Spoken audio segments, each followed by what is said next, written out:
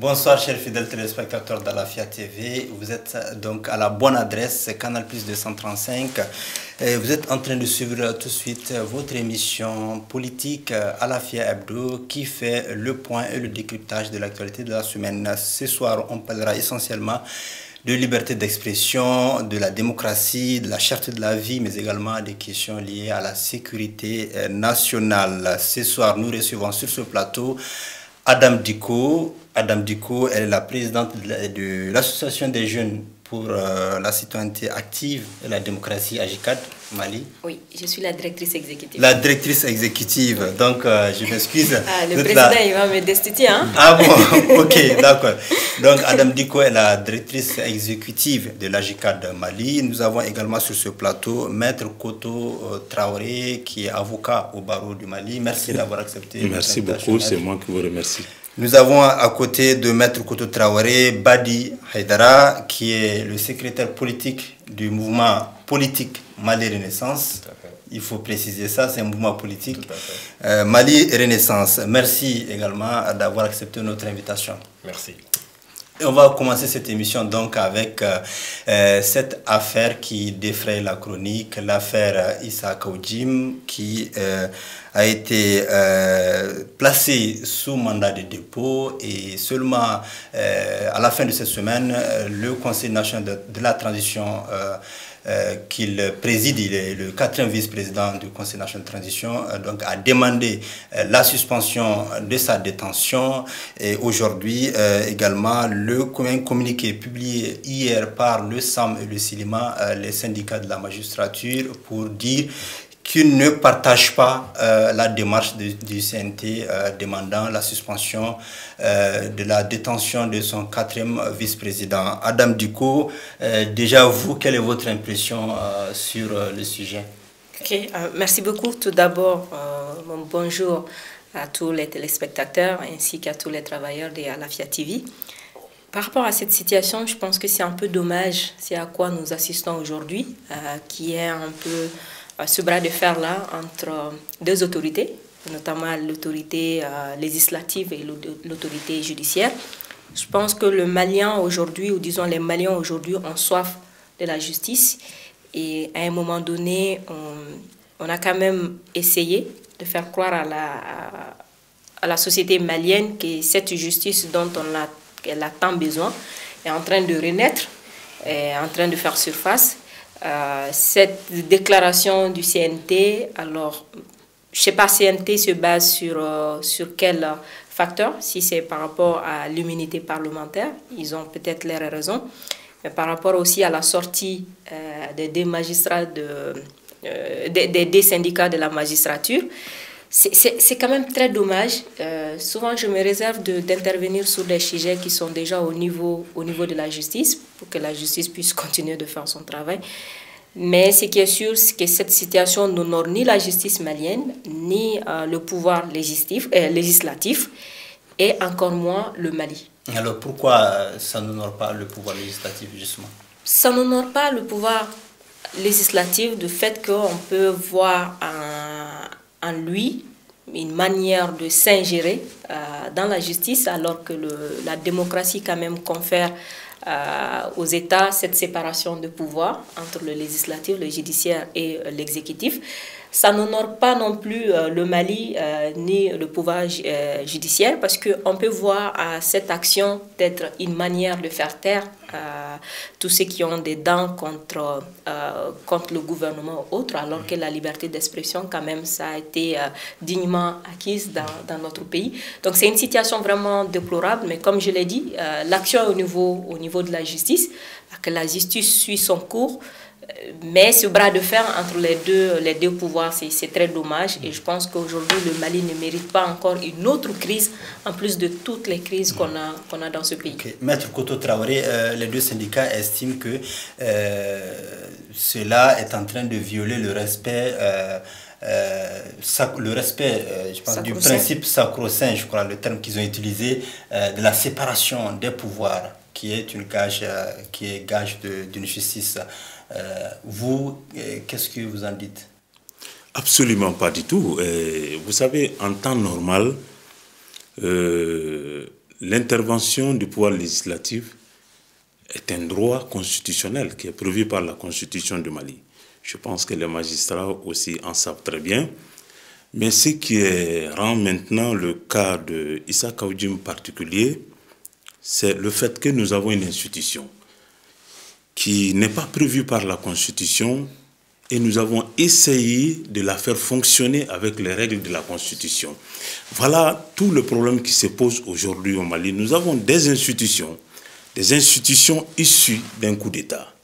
Alors, la Constitution, dans le cadre normal, devrait être suspendue. Mais si cela n'a pas été fait, nous avons mis en place des institutions pour assurer la continuité de l'État. Maintenant, ce faisant, nous pouvons le faire fonctionner avec les règles de la Constitution.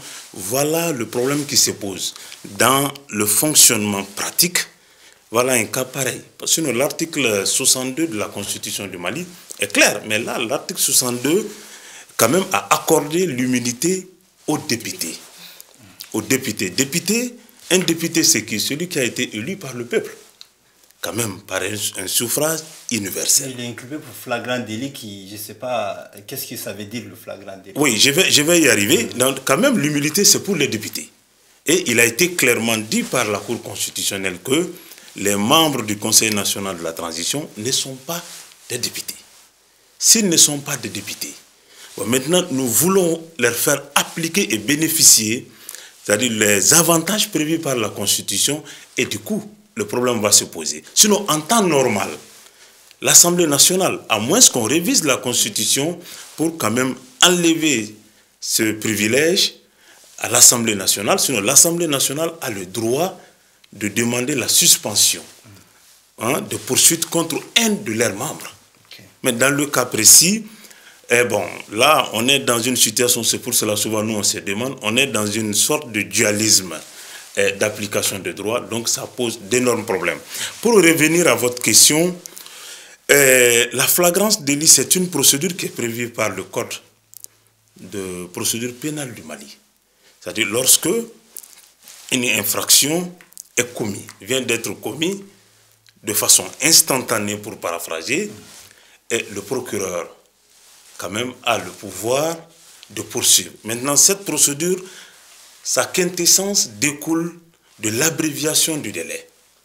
C'est que la personne poursuivie, il est conduit devant le procureur, il peut le mettre sous mandat et l'audience est prévue dans un délai raisonnable.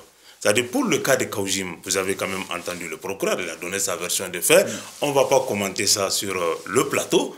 Lui, il a estimé que les faits reprochés à Kaoudim relèvent de la procédure de flagrant délit.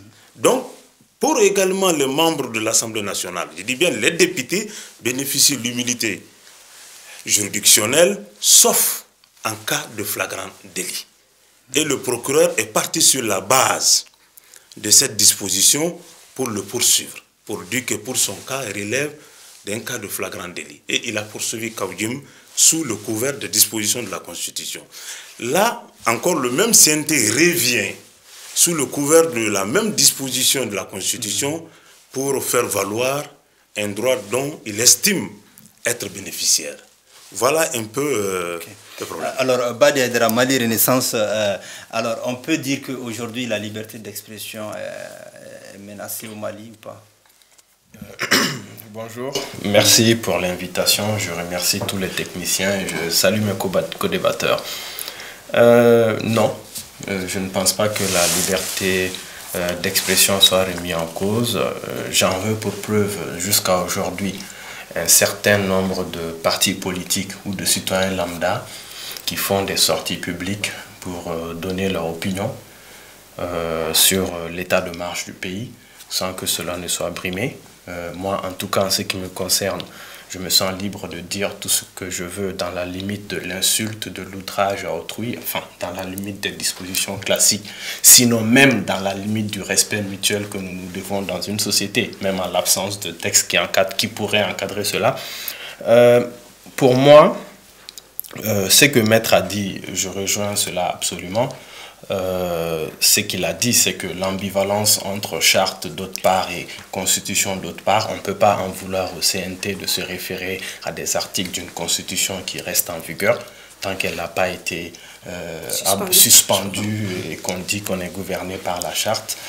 Et donc, il y a forcément une ambivalence entre une Cour suprême qui dit que ce ne sont pas des députés, en même temps qu'ils disent qu'ils pourront jouer quand même le rôle de député, c'est-à-dire voter des lois. Donc cette ambivalence, cette cacophonie donne une ouverture à cette situation-là. Je pense qu'il ne faudrait pas en vouloir au CNT, chacun est dans son droit. En ce qui concerne le procureur, il suit une procédure. Ce n'est pas à nous de dire s'il a respecté. Il y a des juridictions qui lui feront contre ou pas aussi, qui vont juger son positionnement et tirer de cela. Mais pour moi, pour le cas de Khaoudjim, on aurait pu régler ça de manière plus simple. La différence entre Khaoudjim et moi, par exemple, qui pourrait porter les mêmes paroles, la différence, c'est que lui, il fait partie d'une instance du pays. En l'occurrence, le CNT. Il ne fait pas partie du gouvernement, mais entre guillemets, il fait partie de l'État. Et il me semble que quand on occupe certains postes, à défaut de ne pas pouvoir tout dire, il faut quand même avoir un certain réserve dans la nature du propos. Moi, en tant que citoyen normal, je peux côtoyer les limites du respect ou les limites de certains adjectifs dans une logique de véhémence, mais sans insulter. Je peux le pratiquer, mais ça ne scie pas à des officiels. Pour moi, dans ce contexte actuel, pour un objectif de climat social, je rappelle que la justice a pour objectif aussi l'apaisement du climat social, c'est-à-dire les mesures que nous prenons pour nous diriger. La justice doit concourir à des objectifs d'apaisement du climat social et non de vengeance ou d'application de peine strictement. Donc le juge, les acteurs de la justice ont la latitude d'apprécier et de décider de ne pas appliquer certaines dispositions dans certains cas. Ce n'est pas une violation de la loi. Il aurait fallu qu'il ait un rappel à l'ordre venant du CNT lui-même et non du gouvernement. C'est là que je ne reconnais pas la position du CNT. Ils ont fait leur communiqué pour demander la suspension, ils sont dans un droit, mais je pense qu'ils ont quelque chose à dire sur l'attitude. Non pas de lui dire de ne pas critiquer, je l'ai dit, beaucoup de gens critiquent sans qu'ils ne soient appréhendés pour cela, mais de mesurer les propos, de faire sa critique dans un contexte constructif et respectueux. Je pense qu'on n'en serait pas arrivé là. Alors, Adam Dicko, qu'est-ce que vous pensez de cette arrestation? Est-ce que la liberté d'expression serait mise en cause véritablement dans l'affaire de Khaoudjim? Si on se confère à ce que, si on se réfère à ce que le procureur a dit, on peut dire que non, la liberté d'expression n'est pas en danger. Mais encore une fois, il faut juste rappeler que la liberté d'expression, c'est pas un acquis au fait. La liberté d'expression, c'est un combat de tous les jours. C'est-à-dire, on ne peut pas juste s'asseoir pour dire, bah, écoutez, on a la liberté d'expression, tout est bon. Non, la liberté d'expression est perpétuellement en danger et c'est des acteurs de la démocratie qui doivent travailler chaque jour pour préserver ce droit-là. Donc ce n'est pas quelque chose qui est là, dit bon, tout le monde fait ce qu'il veut, c'est la liberté d'expression. La liberté d'expression, elle est acquise. La liberté d'expression, c'est un principe de la démocratie et chaque acteur de la démocratie doit travailler pour préserver cette liberté d'expression. Maintenant, ce qui concerne le cas Khaoudjim, moi personnellement, je n'ai pas écouté.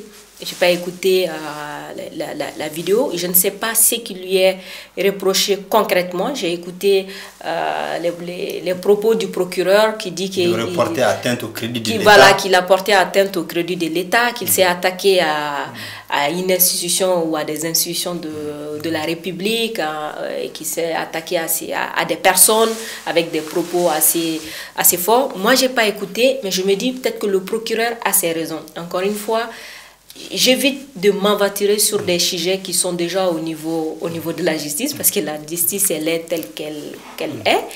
Et il y a des juges qui sont chargés d'analyser ou d'apprécier la situation et donner leur point de vue.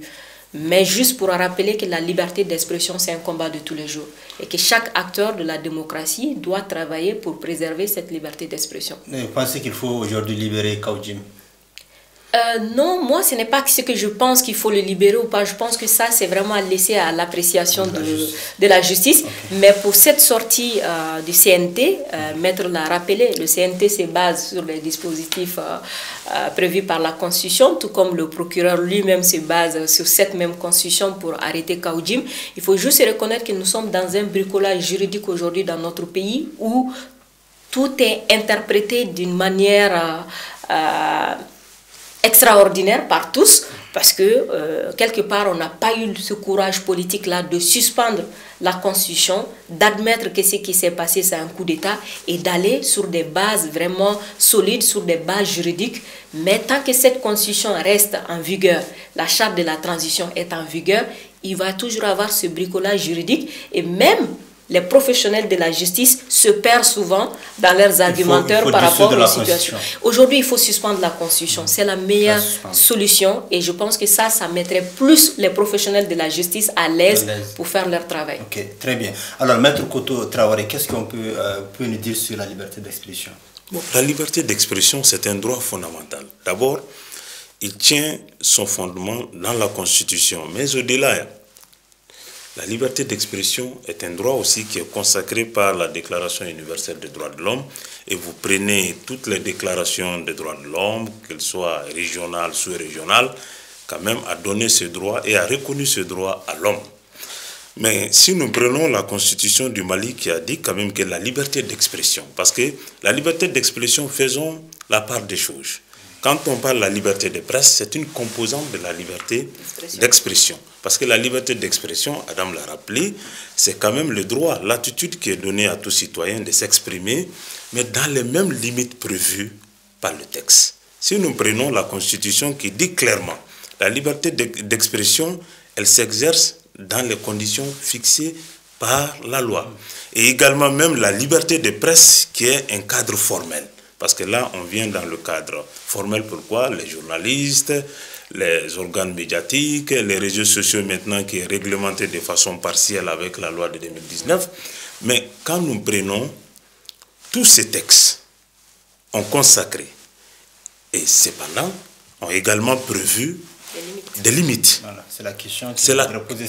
Quelles sont justement ces limites, les limites de la liberté d'expression? Si je prends par exemple le cas de la loi portant le régime de la presse et des délits de presse, est clair, la diffamation, le fait quand même de venir dans le média, je précise bien, via un organe médiatique, un organe médiatique, ça peut être public quand même, que ce soit un organe médiatique, comme le dit par la loi, et faire des allégations de nature à porter atteinte à l'honneur, la considération d'une personne. Il a le droit de porter plainte contre l'auteur de l'acte délictuel. Au même titre, offense au président de la République, offense aux institutions, tout cela tombe dans le cadre des infractions prévues. Si ces infractions sont proférées via les organes médiatiques, qu'ils soient journalistes ou pas, sont poursuivables. C'est pour vous dire tout simplement, on peut par l'organe médiatique exprimer son point de vue. Exprimer son point de vue, critiquer, que moi j'appelle personnellement, c'est-à-dire les critiques positives. On peut critiquer l'action d'une institution, mais on ne doit pas s'attaquer à la personne qui représente l'institution. Parce que l'institution est une personne, au même titre que la personne qui l'incarne. Donc cette différence n'est pas souvent faite. On s'attaque non seulement à la personne qui représente l'institution, on s'attaque également de ça, alors qu'on doit seulement quand même, et par exemple si je prends un exemple, Choukel aujourd'hui, il est le Premier ministre. L'action du Premier ministre peut être critiquée dans les limites prévues par la loi et faire des propositions. Maintenant, quand vous s'attaquez à sa personne, vous tombez sous le coup vraiment de la répression pénale. Vous partez sur la loi sur la cybercriminalité, effectivement c'est le cas. Les injures, tout ce qui se passe sur les réseaux sociaux qui sont de nature à porter atteinte, non seulement à l'honneur, aux mœurs, à l'ordre public, à tous ceux-ci sont quand même réprimés par la loi.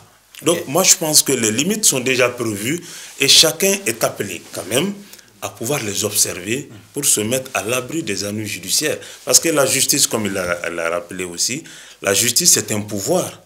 La justice, son pouvoir, c'est de se conformer dans son fonctionnement aux textes qui prévoit les règles procédurales. Okay, très bien, on va continuer avec les ennuis judiciaires avant de poursuivre avec le débat sur le sujet de la cherté de la vie. Mais avant, on vient de recevoir un communiqué du procureur de la République près du tribunal de grande instance de la commune 6 du district de Bamako. Vous allez donner rapidement, juste faire un commentaire rapide sur le sujet. Donc il y a des informations, en tout cas l'ouverture d'une information judiciaire dont il s'agit contre le colonel-major Kassoum Goïta, Sandi Ahmed Saloum, Issa Samake Dissimbo, l'adjudant-chef Abdoulaye Balo et le commissaire principal de police Moustapha Diakité, et ensuite le professeur Kalilou Doumbia, pour des faits d'association de malfaiteurs et de tentatives d'attentat et de complot contre le gouvernement. Alors Badi Yedra, c'est une information qui tombe ici, là. Qu'est-ce que vous en dites? Ça fait peur, hein, pour une transition dirigée par des militaires. Hein? Écoutez, ils invoquent des motifs, donc c'est à eux de démontrer que c'est réellement cela qui était en jeu et appliquer ce que les textes prévoient dans ce sens-là. Qu'est-ce que je peux commenter de plus là-dessus? Je n'ai pas d'éléments. Est-ce que c'est vrai? Est-ce que c'est pas vrai? Qu'est-ce qu'ils ont essayé? Qu'est-ce qu'ils ont fait? Quels sont les éléments du dossier? Je ne sais pas. Maintenant, la justice doit faire la lumière pour savoir si le parquet a raison ou si rien n'a été, si on ne peut pas les inculper pour les motifs en question, c'est tout. Très bien. Adam Diko. Oui, je rejoins complètement Aïdara. Je veux juste rappeler qu'il y avait eu aussi des arrestations à un moment de certaines personnes et même personnalités pour les mêmes motifs. Après jugement, je pense que la justice a constaté le non-lieu des accusations. Donc, pour moi, c'est des accusations très graves parce que je suis une défenseuse de la démocratie. Et pour moi, tout acte qui peut porter atteinte au crédit de l'État, mais aussi tout acte qui peut concourir quand même à la déstabilisation des institutions, moi je suis totalement contre. Et je pense que notre pays aujourd'hui est dans une situation très très fragile et que tout acte qui peut quand même concourir à déstabiliser les institutions de la République peut porter un coup dur, non seulement au peu de démocratie qui nous reste, mais aussi au peu qui reste de notre pays. Donc, s'ils sont déjà au niveau de la justice, moi je pense que ça c'est déjà quelque chose, ça c'est déjà un grand pas, parce que ce qui fait peur souvent avec des régimes militaires, c'est que quand il y a des actes comme ça, on assiste soit à la disparition de ces personnes, soit à la détention de ces personnes-là par la sécurité d'État. Mais s'ils sont au niveau de la justice, ça c'est déjà un grand pas. C'est à la justice maintenant de juger, de constater si les faits sont vraiment vérifiés et que c'était exactement le cas. Je pense que les peines prévues par la justice, elle n'hésitera pas à les faire appliquer. Vous partagez les mêmes points de vue, Maître Koto Traoré? Oui, mais il y a deux éléments qui reviennent, qui me traversent la tête. C'est que la multiplication des tentatives de coup d'État n'est pas rassurante. N'est pas du tout rassurant. Dans ce contexte, nous devons aller à l'essentiel. Il y a eu une première affaire qui n'est secret pour personne. Et puis l'issue procédurale, nous l'avons également connue. On dit la procédure a été annulée. Je dis très bien, la procédure a été annulée pour vice de procédure. On n'était pas rentré dans les faits pour quand même statuer sur la culpabilité des personnes inculpées. Donc, la justice s'était arrêtée de la forme procédurale et à l'issue, les personnes inculpées ont été mises en liberté. Jusqu'à aujourd'hui, aucun autre acte n'a été posé dans ce cadre précis. Maintenant, une seconde affaire surgit. Maintenant, qu'est-ce qui nous prouve qu'il n'y aura pas une troisième affaire? Donc, la multiplication des tentatives de coup d'État, de déstabilisation ne rassure pas. Moi, je pense qu'il faut aller à l'essentiel. Deuxième chose, ce que le procureur a fait, il est dans son rôle, parce que le parquet quand même doit communiquer. Il communique dans les limites, parce que lui, il représente la société, il représente quand même l'État. Kalilou a été enlevé chez lui, il y a un temps de cela. Donc on n'avait pas ces nouvelles.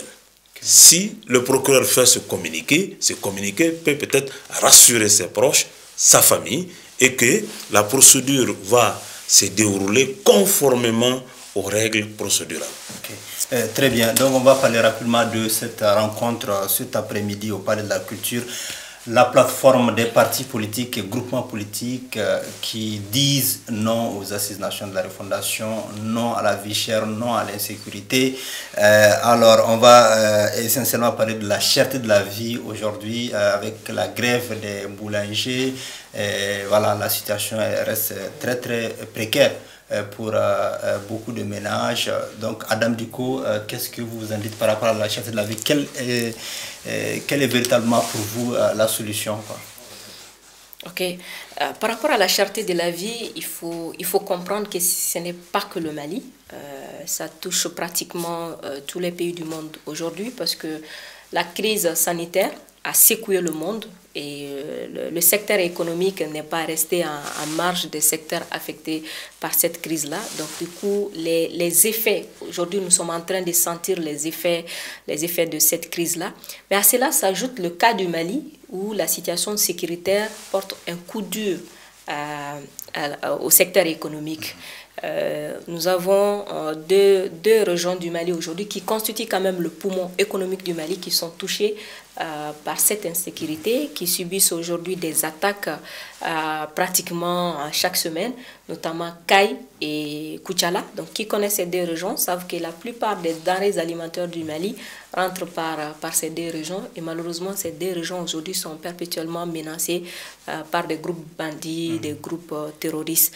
Donc, à tout ceci aussi s'ajoute cette crise politique et cette sanction politique auquel le Mali subit aujourd'hui. C'est vrai, la crise, les sanctions politiques, on ne les voit pas, mais les sanctions politiques ont un lien intime avec les sanctions économiques.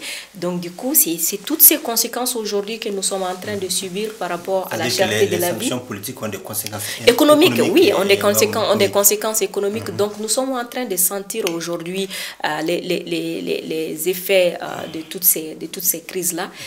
Je pense que la meilleure manière de s'en sortir, d'abord, c'est au gouvernement de trouver d'abord un compromis avec l'ensemble des syndicats. Moi, je le disais tantôt, parce que quand il y a la cherté de la vie, forcément, il va y avoir un bras de fer entre le gouvernement et les syndicats, parce que les choses sont interliées. Quand le prix de la farine augmente, automatiquement, la vendeuse de tomates aussi va augmenter son prix. Ça ne veut pas dire qu'il n'y a plus de tomates, ça ne veut pas dire qu'elle vend moins, mais juste qu'elle, quand elle vend les tomates, elle utilise ses bénéfices pour acheter du pain. Donc, si elle a l'habitude d'acheter le pain à 250 et que le pain se vend désormais à 300 francs, elle est obligée d'augmenter le prix des tomates parce que ses bénéfices aussi doivent avoir une cohérence avec ses dépenses. Donc, du coup, voilà pourquoi quand il y a un seul produit qui augmente, automatiquement, tous les autres produits suivent le même chemin. Donc, si le gouvernement veut appliquer le même prix, c'est là où on assiste à des grèves des syndicats qui disent parce qu'on ne peut plus vendre à ce prix-là. C'est vrai que le riz n'a pas augmenté, mais si le bleu augmente, le vendeur de riz est obligé aussi d'augmenter un peu. Donc, nous avons proposé au gouvernement, et ça, ce n'est pas maintenant, ça c'était depuis le premier coup d'État, on a proposé au gouvernement de faire une table ronde avec l'ensemble... Oui, à GICAD, au niveau de la Synergie 22, on est 5 organisations. On a proposé au gouvernement de faire une table ronde avec l'ensemble des syndicats, non seulement pour leur faire part de la situation d'exception que le pays traverse, et aussi de les faire part vraiment de la faiblesse de l'État aujourd'hui en termes d'économie, pour faire face à toutes les revendications syndicales, de faire un mémorandum avec l'ensemble des syndicats pour dire que cette période transitoire, nous allons faire des concessions, nous allons voir dans quelle mesure accompagner le gouvernement, accompagner l'équipe de la transition pour qu'il y ait moins de grèves. Mais tant que cette situation ça n'a pas été fait et jusqu'à présent on continue de le demander, mais tant que ça ce n'est pas fait, c'est le droit des syndicats d'aller en grève. Tant que l'insécurité et la cherté de la vie se vit au niveau international, c'est normal qu'au niveau national, ça se vit. Donc les populations L'air est responsable, c'est le gouvernement, c'est le président de la République. Et quand ils se lèvent, ils le disent à ces personnes-là. Et c'est très normal. Donc aujourd'hui, nous assistons à une situation où tout le monde a raison. Le citoyen qui pense que la vie est chère, qui se plaint, a raison. Les syndicats qui n'arrivent pas à trouver de compromis avec l'État, les disent ils ont raison. Le gouvernement aussi qui traverse un moment difficile parce qu'il n'y a plus d'argent dans la caisse a aussi raison. Mais comment mettre tous ces acteurs-là et que chacun puisse accepter de mettre de côté une partie de sa raison pour que nous trouvions une solution. Ok, pour l'intérêt général, Maître Koto-Traoré, les avocats aussi ont leur mot à dire, la cherté de la vie, ça vous impacte aussi. Absolument. Alors, qu'est-ce que vous en dites avant d'être avocat, nous sommes d'abord chefs de famille. Et chefs de famille. Voilà. C'est pour vous dire, et les répondants, Adam vient de le dire, il y a plusieurs répondants qui expliquent la cherté de façon générale. Il a parlé de la crise sanitaire, mais pour le cas du Mali, il y a des particularités. Et c'est pour cela que j'ai dit il faut aller à l'essentiel. Parce que ce gouvernement doit savoir, les autorités de la transition doivent savoir que tout est prioritaire. Maintenant, pour cela, il faut provoquer ce qu'on appelle l'inclusivité. Adam a dit, parce que dans ce contexte, les contestations politiques vont davantage affaiblir l'État, qui est déjà affaibli. Maintenant, les grèves intempestibles vont également affaiblir l'État. Puisque tout le problème, c'est la capacité de l'État à pouvoir répondre aujourd'hui les attentes de la population. Maintenant, pour gérer dans ce contexte particulier, il faut tenir un langage de vérité avec l'ensemble. Quand je dis langage de vérité, il ne s'agit pas d'aller quand même devant les gens insulter ou pas, mais quand même de les appeler et de leur dire la vérité, la réalité, et de les faire adhérer. Et ensemble, essayer de voir ce qui peut être fait dans les limites de la possibilité de l'État et même de la part aussi des populations. Que les syndicats aussi attendent des actions concrètes. C'est au-delà de dire bon, la caisse est vide, ça ne va pas, les sanctions, mais les syndicats voient peut-être aussi des dépenses. Vous savez, ce n'est pas que ça. Parce que les grèves ont toujours été mal gérées dans ce pays. C'est-à-dire qu'on fait souvent une gestion sélective et partielle des choses. Ce qui n'est pas bon. Parce que comme elle a si bien dit, tout est lié. Les syndicats, le médecin, les vendeurs du pain, etc. Tout est lié. Il faut faire un traitement global d'une question d'intérêt national. C'est ce qui manque. Maintenant, on ne peut pas aujourd'hui appeler par exemple le syndicat dans le secteur concerné aujourd'hui qui fait la grève, appeler, traiter avec eux. Le lendemain, d'autres viendront. Alors qu'en ce moment précis, il est quand même demandé à tous les citoyens de faire un sursaut. Maintenant, ce sursaut doit venir de la position, de la décision et de la fermeté des autorités de la transition. C'est-à-dire tout en posant des actes. Parce que nous, politiquement, nous avons des soucis. Sur le plan sécuritaire, Adam l'a dit, Kaï était déjà l'axe principal d'approvisionnement de notre pays, aussi bien que la région de Sikasso. Mais avec l'expansion de l'insécurité aujourd'hui, pratiquement, a atteint tout le territoire national. Donc, il faut travailler à éradiquer cela, en même temps aussi, provoquer ce que j'appelle l'inclusivité. Il ne faut pas traiter la question des gens en son absence. Alors, merci beaucoup. Badi Aidara, est-ce qu'au niveau de Mali Renaissance de votre mouvement, vous avez déjà réfléchi à des solutions concrètes et idoines pour réduire la cherté de la vie? Nous avons fait mieux. Nous avons rencontré, pas moins qu'hier, un certain nombre de boulangeries en commune 6 pour essayer de comprendre les doléances des uns et des autres. Il faut quand même dire que dans la charte, on a évoqué une possibilité de trêve sociale ou en tout cas d'appel de mobilisation. Au-delà de la charte, il y a la guerre. Elle ne date pas d'aujourd'hui, elle date d'un peu loin. Pour dire que le préalable de dire qu'il y a des efforts à faire, vu le contexte et que des doléances qui auraient été légitimes en situation normale peuvent ne pas être légitimes dans ce contexte-là, ça c'est un premier facteur. Il n'y a pas que le pain. On a eu l'épisode de la viande il y a quelques semaines, quelques mois. Même si on en parle moins aujourd'hui, mais il me semble que ça n'a toujours pas encore baissé pour redescendre au niveau d'avant. Le niveau des prix, est conjoncturel, c'est-à-dire c'est une situation mondiale globale. Nous, après nos discussions avec les boulangeries, nous entrevoyons plusieurs possibilités. Je me permets de rentrer un peu dans les détails. Il y a une augmentation de l'ordre de 2000 à 3000 du sac de 50 kg de farine, de blé. Donc, ça, c'est un phénomène mondial. En France, le sujet a été évoqué. Au Sénégal, dans les semaines qui ont précédé, il y a les trois grands meuniers, c'est-à-dire ceux qui transforment le blé en farine, ont fait des réunions pour dire effectivement que les cours mondiaux ont eu des répercussions, donc il faut répercuter. Là où nous pensons que ce n'est pas juste cette augmentation, après avoir discuté avec un certain nombre de boulangeries qui ont donné leur avis, donc on travaille avec cette perception-là, l'augmentation au niveau du sac de farine a été plus répercutée sur le pain. C'est-à-dire que au lieu d'être dans une situation de conserver leur marge, ils ont augmenté leur marge. C'est là que j'appelle à l'effort social. Une entreprise est là pour but de faire sa marge. On ne peut pas lui dire « ne fais pas de marge ». Mais dans une situation, on peut lui dire « écoute, il y a eu une augmentation du sac de farine, il faut que ça soit proportionnel ». Nous avons fait nos calculs, grosso modo, si c'est proportionnel, l'augmentation aurait été, si nous arrondissons, à 25 francs, mais exactement 27,8. L'augmentation aurait été de 25 francs.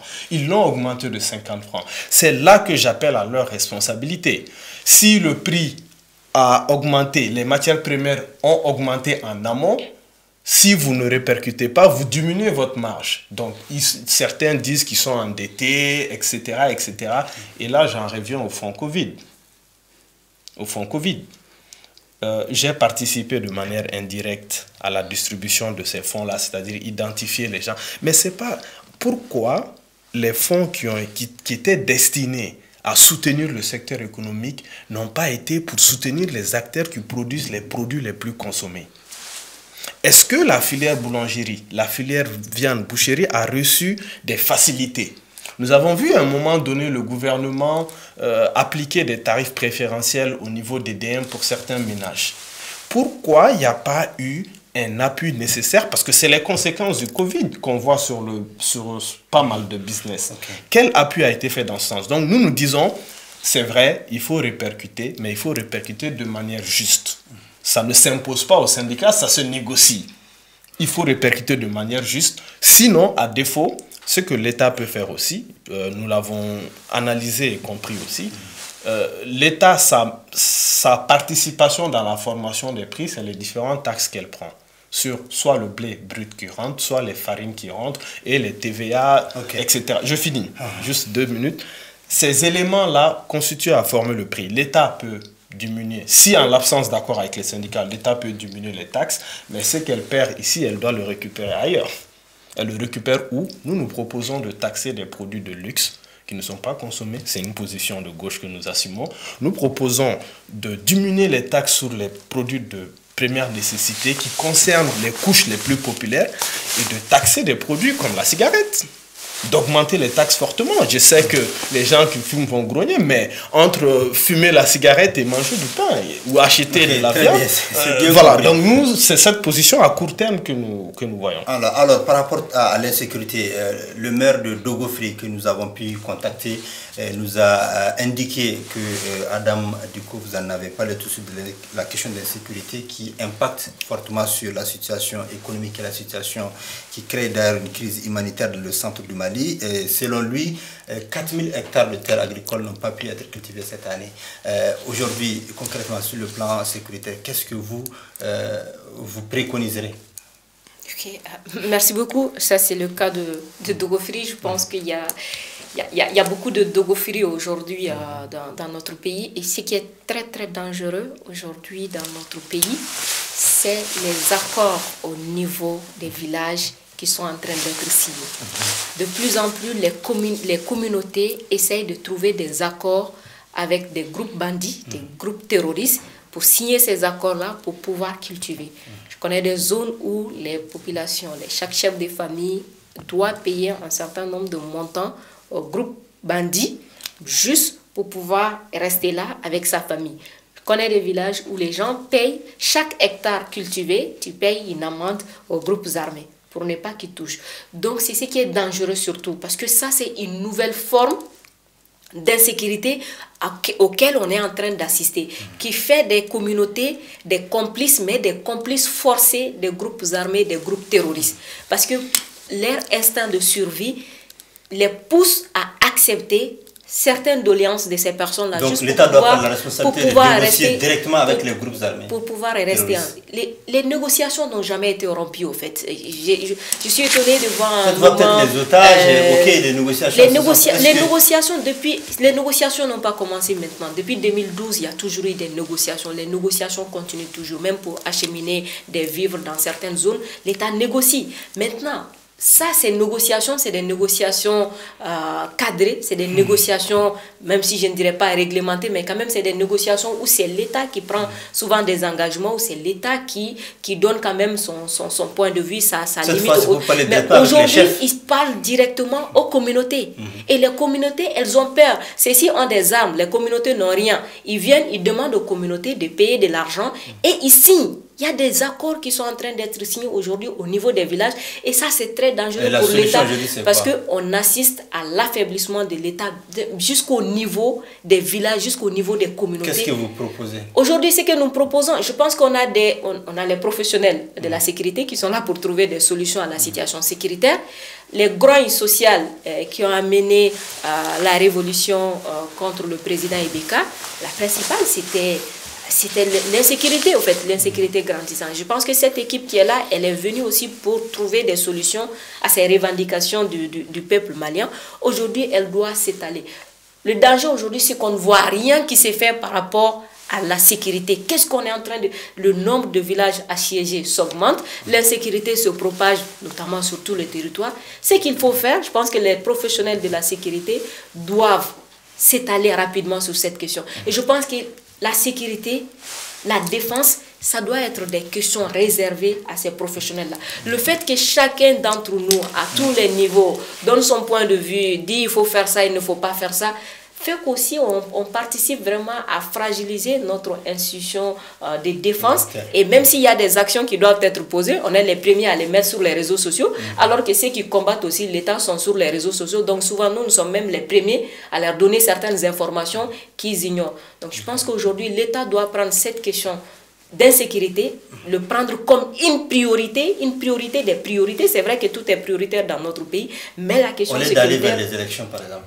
Je pense que les choses sont liées. Au fait, ce qui pousse aussi l'État, par exemple, moi je fais partie de ceux qui demandent qu'il faut aller vers des élections. Je pense qu'aller vers les élections, c'est aussi pousser les autorités à sécuriser le pays parce qu'on ne peut pas faire les élections dans une situation d'insécurité. Malheureusement, c'est ce qu'on a tendance à comprendre, que celui qui dit qu'il faut faire les élections, cette personne dit que la situation sécuritaire n'est pas prioritaire, c'est les élections. Les choses sont liées. Aujourd'hui, on ne peut rien faire sans la sécurité.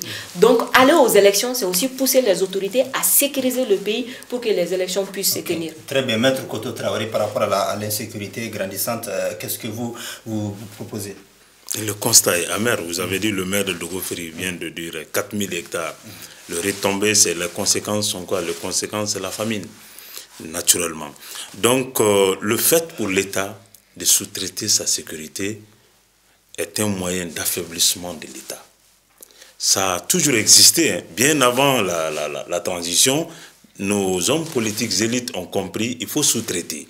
Avoir ce que moi j'appelle des solutions événementielles. Mais la question de la sécurité est une question existentielle de l'État. C'est-à-dire, droit à la vie, c'est droit à la sécurité. Sans la sécurité, on ne peut rien.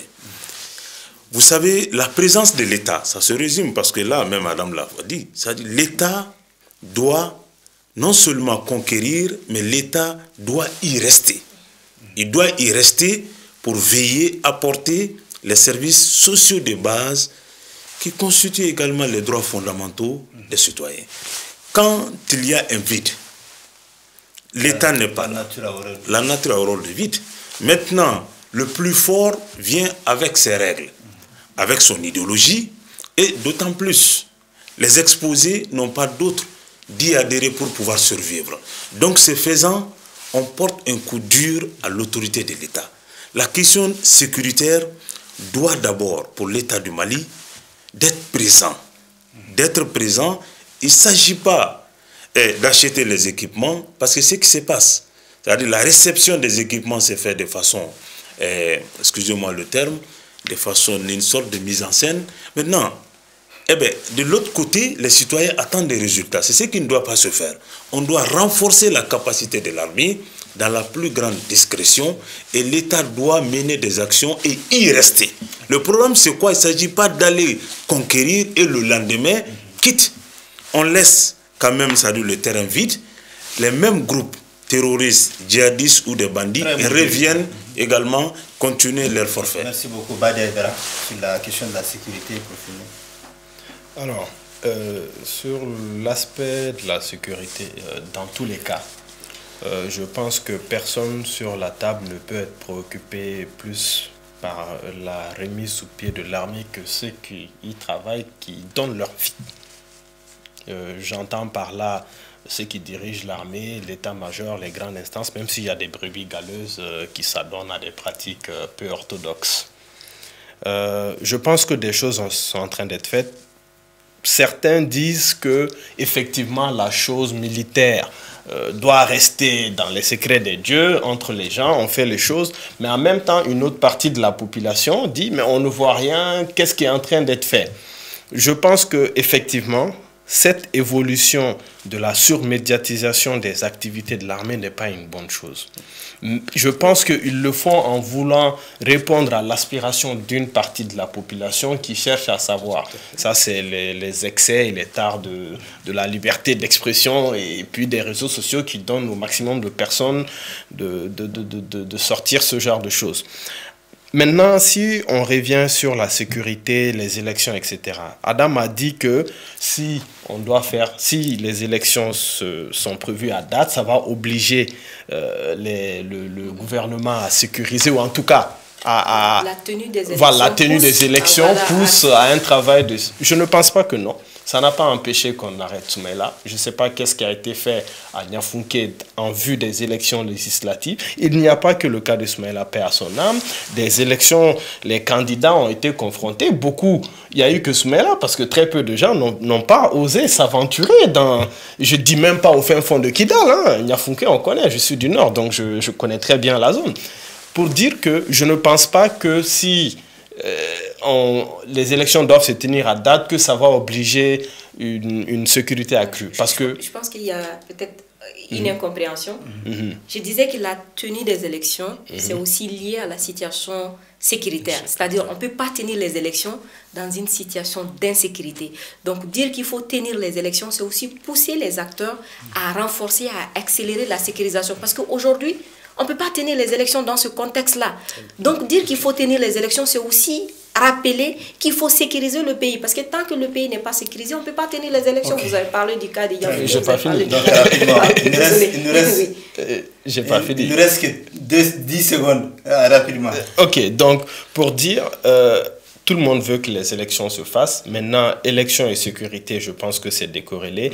Et l'élection aussi n'est pas la garantie d'un exécutif qui va faire un travail impeccable. Merci beaucoup. Voilà, donc Badedra, merci beaucoup. On a très très bien compris. Concrètement, aujourd'hui, la plateforme des partis politiques dit qu'elle ne participera pas aux assises nationales. Elle a organisé au Palais de la Culture un grand meeting. Vous, qu'est-ce que vous dites rapidement? Il y a un problème quand même qui se pose aujourd'hui, c'est le manque d'inclusivité. Je n'ai pas cette lecture. Okay. D'abord, nous l'avons toujours dit dans beaucoup de nos communiqués, ça ne date pas d'aujourd'hui, ni de ce gouvernement, ni du coup d'État, ça date bien de l'époque Ibeka.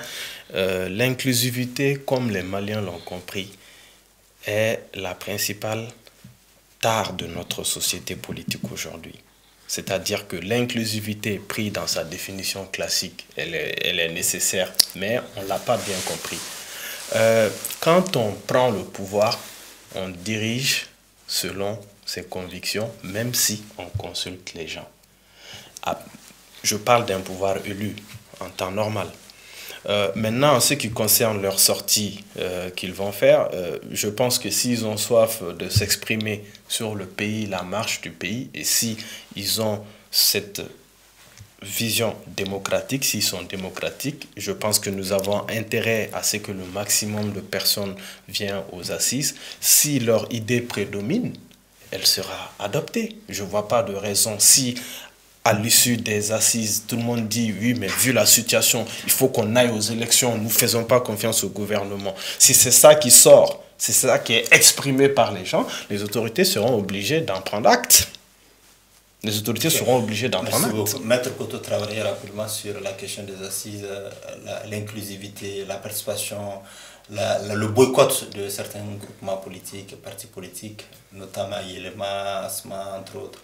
C'est regrettable. Vous savez, dans toutes les grandes œuvres qui ont été entreprises pour la consolidation de la démocratie dans notre pays, ont toujours été mises à mal par des positions politiques. C'est clair.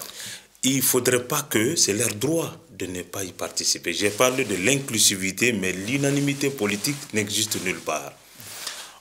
C'est leur droit de ne pas participer, estimer que ça va être encore des assises de plus. Nous en avons fait assez dans ce pays, mais les résultats n'ont jamais été atteints. Puisque à chaque assise, c'est des résolutions. Maintenant, la mise en œuvre n'a pas suivi. Donc, espérons que ces assises qui profilent à l'horizon vont être peut-être le dernier qui va pouvoir définir, c'est-à-dire des bases saines et solides pour la refondation dont nous parlons, pour que notre pays puisse sortir dans cette ornière de façon définitive avec des institutions fortes. D'accord. Alors, Adam Diko, pour la plateforme, tout a été dit presque. Aujourd'hui, il s'agit d'appliquer le dialogue, les résolutions des différentes concertations qui ont eu lieu. Le parrain a dit qu'on est dans une impasse politique. Et vous, au niveau de la GICAD, comment est-ce que vous percevez cette situation-là politique? Alors, pour nous, c'est regrettable. C'est regrettable parce que si c'est un pouvoir politique qui a été élu, qui est mis en place, qui ait une opposition forte et avec beaucoup de force qui essaie de boycotter ou autre, ça se comprend, mais une transition n'a pas vocation à avoir une opposition, en fait. Et c'est ce qui est dommage pour notre transition, parce qu'une transition qui a comme mission d'aller vers la refondation, même si pour moi la refondation c'est un processus, c'est-à-dire c'est pas un pouvoir de venir refonder, la refondation c'est tout un processus qui a vocation de poser les bases d'une refondation qui a en face d'elle une opposition politique. C'est très regrettable. Mais encore une fois, ces acteurs politiques, ces partis politiques sont dans leurs droits. En fait, il n'y a jamais eu de conférence ou de dialogue dans ce pays qui a fait l'unanimité politique. Il n'y en a jamais eu. La conférence d'entente nationale, il y en a qui ont boycotté. Le dialogue national inclusif, il y en a qui ont boycotté. Aujourd'hui, il y a certains qui ont boycotté le dialogue, qui proposent les assises. Donc, il y en a aussi qui boycottent ces assises-là. Mais je pense que c'est regrettable, oui, mais il faut aller vers ces assises-là pour se faire entendre, mais aussi pour toutes les belles propositions qui ont été faites, parce que je rappelle que même ceux qui n'ont pas participé au dialogue national inclusif ont parlé des recommandations du dialogue national inclusif, ont dit qu'il faut mettre en œuvre les recommandations du dialogue national inclusif. Donc aujourd'hui, il s'agira vraiment de donner une vocation exécutoire à ces recommandations du dialogue national inclusif et aussi de poser des bases. Mais attention, il ne faut pas que ce soit des assises de trop. Parce que les Maliens ou ces acteurs politiques aussi ont l'air raison. Parce qu'il y a eu beaucoup d'assises, il y a eu beaucoup de pourparlers, il y a eu beaucoup de résolutions. Mais malheureusement, on est réputé dans la non-application de nos textes, dans la non-application de nos engagements. Donc, il faudra vraiment que ces assises-là soient un nouveau départ pour la responsabilité collective, pour la responsabilité mutuelle. Et moi, j'appelle le Premier ministre à multiplier davantage les rencontres, à faire des efforts pour associer tout le monde, parce qu'il y a aussi certains propos qui peuvent quand même frustrer d'autres, ou il y a certains propos qui peuvent réconforter d'autres dans leur position de ne pas y participer. Aujourd'hui, c'est l'existence du pays même qui est en jeu, et quand l'existence du pays est en jeu, nous ne devrons pas être dans les querelles de personnes ou dans les querelles de positionnement. On doit mettre tout ceci derrière nous et regarder les dangers et les défis en face et se dire que chacun que ce soit, comme on dit, ancien dignitaire ou nouveau dignitaire, que chacun a son mot à dire et que chacun a lui constitue un potentiel pour le renouveau du Mali. Donc c'est pour toutes ces raisons-là que la JICAD Adam Dicko a participé, par exemple, au sommet, en France. C'est pour toutes ces raisons, ces valeurs-là. Oui, nous, quand on nous invite pour venir parler, on vient, on dit nos vérités. C'était pas partagé par beaucoup de Maliens. C'est normal. Au fait, pour moi, l'échec de ce sommet, surtout sous ce format, l'échec allait être de laisser les gens indifférents. Mais les gens n'ont pas été indifférents. Il y en a qui ont aimé ou il y en a qui ont détesté. Mais le plus important, c'est que ceux qui sont partis ont pu dire ce qu'ils pensent. Au fait, on pu faire un dialogue franc. Et le dialogue, le sommet, ce n'était pas uniquement le dialogue de conclusion avec le président. Le sommet, c'était des différents panels avec 3600 jeunes qui ont dit des choses, vraiment des très belles choses, des choses qui doivent améliorer, qui ont pris leurs responsabilités. Donc c'est ça. Au fait, la JICAD participera aux prochaines assises. Nous allons participer aux assises. Nous avons participer aux tables rondes, nous allons participer aux assises. À chaque fois que nous sommes invités pour venir dialoguer, nous venons, nous donnons notre point de vue. Très bien. Un dernier tour de table rapidement sur la question des assises. Bon, sur la question des assises, je dis, Adam est revenu là-dessus, il ne faudrait pas que ça soit des assises de trop. Il faut de cette fois-ci faire la synthèse des différentes assises qui ont eu lieu. Quand même, il faut les reconnaître, de belles choses ont été quand même dites, sont sorties des assises qui ont été faites sous le régime d'IBK. Donc il faut capitaliser, de cette fois-ci, définir, comme il l'a ciblé, un directoire de mise en œuvre effective des résolutions pour que la refondation dont nous parlons, nous pouvons l'obtenir. Dans les précédents dialogues, il y a eu des comités de suivi de l'application, des directeurs, des gens, même des équipes même qui ont été désignés pour ça. Je pense que pour que ça ne soit pas des assises de trop, il faut que nous ayons à la profondeur de certains sujets. Je l'ai dit la dernière fois sur ce plateau, nous aimerions qu'on discute de la nécessité d'avoir un président. Nous voulons changer la nature de la gouvernance. Nous ne voulons plus de président, nous voulons d'autres types de systèmes. Une nouvelle république. Oui, une nouvelle république, une quatrième république. Nous voulons aller au fond des choses. Et ça se fait forcément par une assise, mais souveraine, c'est-à-dire qui annule et remplace toute disposition qui existe au Mali, c'est-à-dire la Constitution. De côté, les directions régionales, l'organisation administrative, tout de côté. Et pour moi, c'est ça la refondation. Et jusqu'à présent, on n'a pas fait cette discussion. Et ça doit être obligatoirement exécutoire, obligatoire, c'est-à-dire n'importe quel président qui vient doit s'inscrire dans ce calendrier. Ça ne l'empêche pas de faire sa politique économique, ça ne l'empêche pas de faire ses politiques culturelles, ses politiques de développement industriel. Mais en ce qui concerne l'organisation de l'État, il est temps de figer ça pendant la transition parce que je pense qu'un président qui vient aura du mal à faire ce genre de réforme. Déjà, vouloir toucher la Constitution, la question du second mandat, du troisième, quatrième mandat va se poser, le climat va être compliqué. Je pense que dans l'histoire du monde, tous les pays se sont refondés pendant les transitions, à commencer par notre référence, la France. Je dis mais entre guillemets, notre référence, la France. Elle s'est refondée lors de la Révolution française, elle s'est refondée encore avec un coup d'État de De Gaulle, dans une période de transition. Pour nous, c'est le meilleur moment, mais ça doit être exécutoire au-delà de la transition.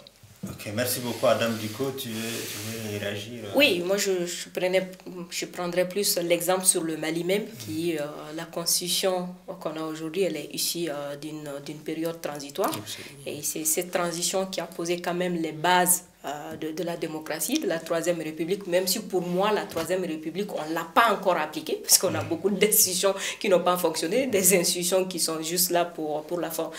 Moi, je dirais que ces assises-là, alors, c'est normal qu'on ait des craintes, parce que je l'ai dit, il y a eu beaucoup d'assises. Il ne faut pas que ça soit une assise de trop, mettre la surtout rappeler.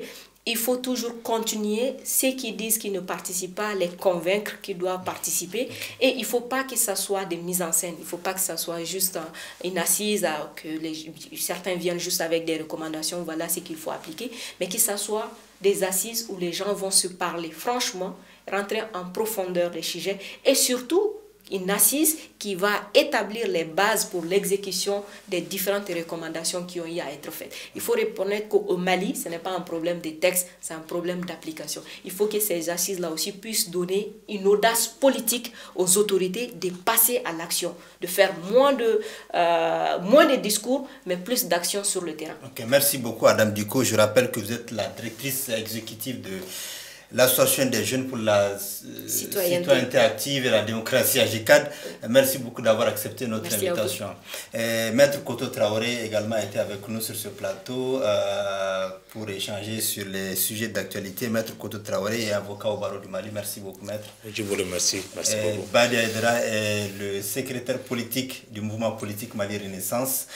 Merci beaucoup d'avoir accepté notre invitation. Donc, c'est ce qui met fin à ce débat politique de la semaine d'Alafia TV, Alafia Hebdo, votre émission politique. Nous avons essentiellement parlé de la cherté de la vie, de l'insécurité, des assises nationales, mais également de la liberté d'expression.